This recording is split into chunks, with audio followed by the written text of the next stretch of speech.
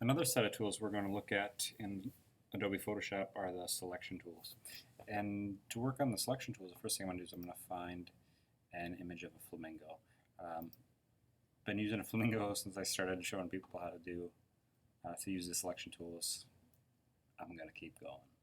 So first I need to find my favorite. It really doesn't matter what flamingo you choose, but here's a good one.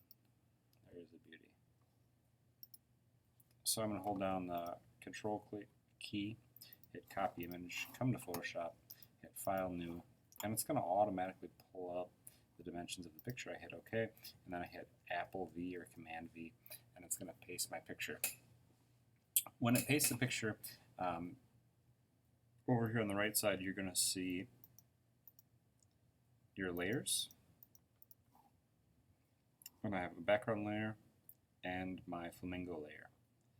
Make sure I have my flamingo layer selected, and then we're going to jump into the selection tools. So the selection tools, for the most part, are these second, third, and fourth tools in the toolbar. First tool we have is the Move tool, and that just takes your layer, moves it around, simple enough. You've got your options for the Move tool up top, and those will get more important as we move into our panorama. The first selection tool is just the marquee tool. If you click and hold, we've also got the elliptical marquee tool. Those are the two most commonly used, and then these are just line tools. So, rectangular marquee tool, I click and hold and drag, and I can make a selection with the marquee tool. From there, once I make a selection, I can do something with that selection, and I'm going to copy and paste my selection. So if I hit Command C, or I can also go up to the top and hit Edit, Copy, and then I'm just going to click once outside of the selection. That's going to remove my selection. I could also hit Apple D or Command D, as in dog, and that will deselect. After that, if I hit Apple V or Command V, same button. The newer Apples don't have, or the newer Macs don't have the Apple key on the Command key anymore. Or I can go hit Edit, Paste. And you can see that little tag next to the V key. That means Command V. Then that's going to paste my selection. It also made it into a new layer. I can turn that layer on and off. Move it around. So that's the rectangular marquee. Elliptical marquee would be the same thing. Click and drag, and right now it's not going to work if I try to copy and paste again, because I'm on layer 2. Layer 2 is in the upper right hand corner of the picture.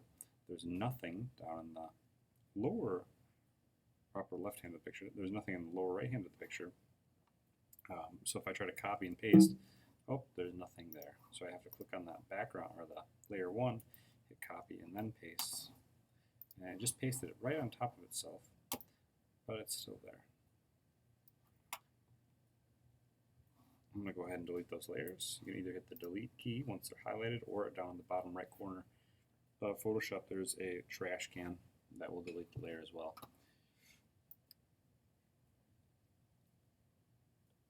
Next tool is the lasso tool, and this is it's pretty handy. A lot of people don't use it. It's nice for making quick, rough selections that you're going to go and touch up later.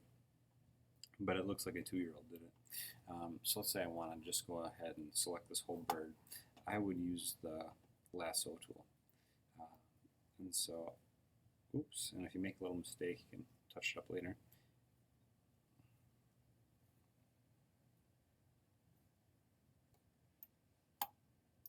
Oh, that didn't work. Here we go again.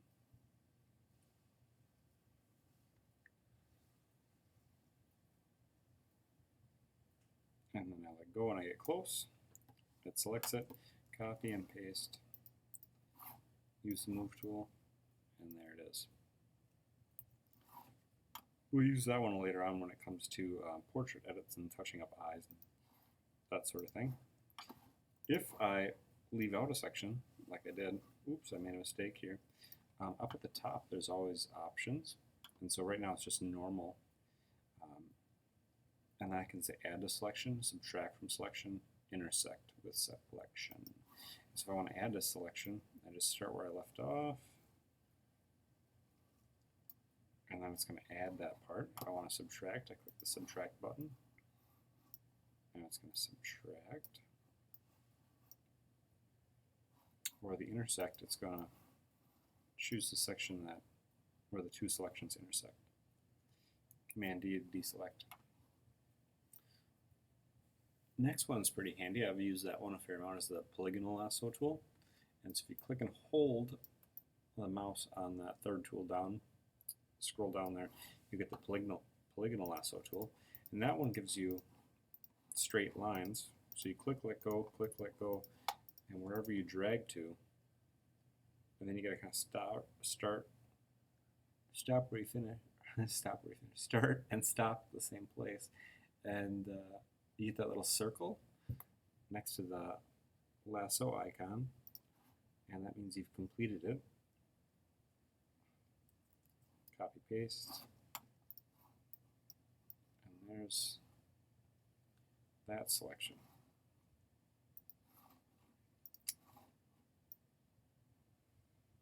The third tool in that box in the lasso tool is the magnetic lasso tool. And what this tool does is it selects areas of high contrast. So you don't need to follow along here, but just to show you quickly, if I have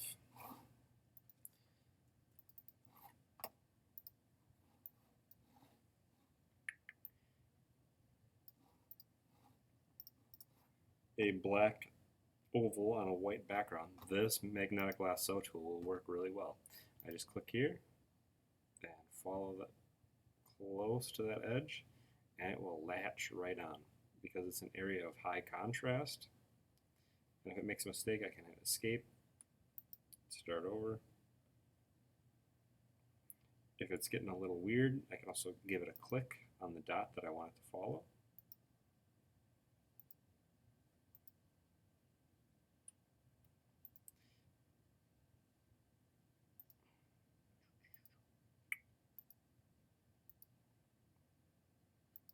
So that's a pretty easy one.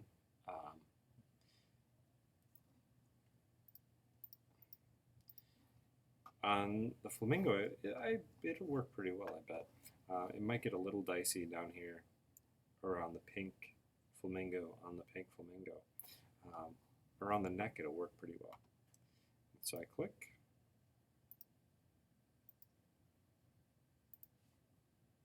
And you can see it's doing a pretty nice job here because that area is a area of high contrast. Meaning the colors or the brightness are very different. Now, here where it's dark green on black, it's going to struggle a lot more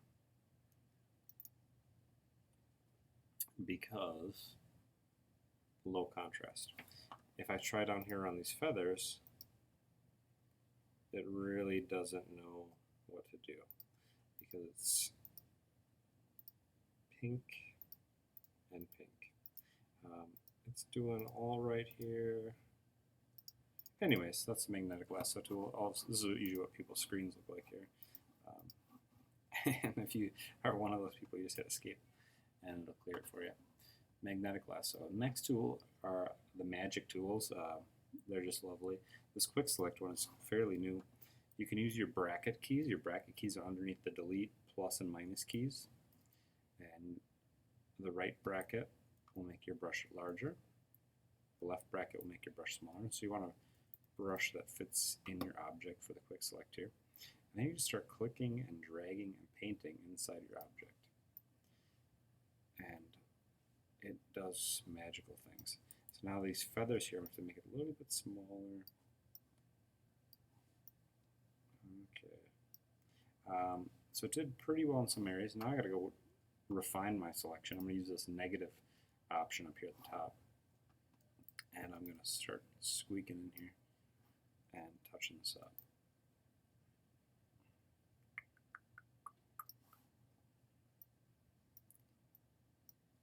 And so it's kind of a lot of push-pull. But you can see it works pretty quickly.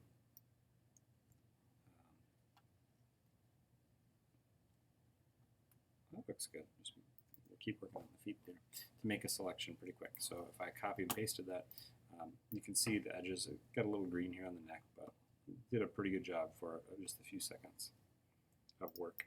The next tool is the Magic Wand tool, and that tool works by finding areas that are similar. So if you just do one click here, it's going to try to select all the areas that are of that same color or very close to it. And you can increase that amount by changing the tolerance. So if I do a tolerance of 75, it's going to select a lot more of the pink. I can also come up here and hit add. And you can see it's jumping into the other flamingos here.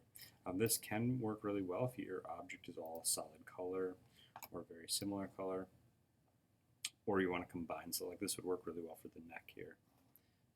But that's the Magic Wand tool and the Quick Select tool. So putting it all together, let me delete these images here, and I'll just show you, oops, Command D to deselect, and I'll show you how a selection might come in handy. So we'll use the Quick Select, and we will get to the normal, and I'm just going to go pretty rough here.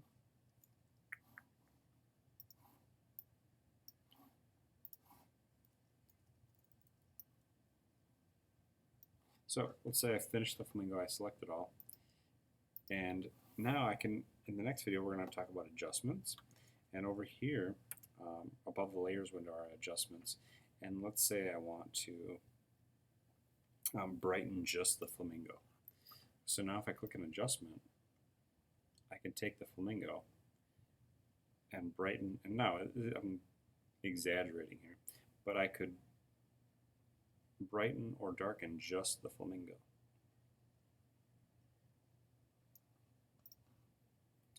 So that's one use of selections.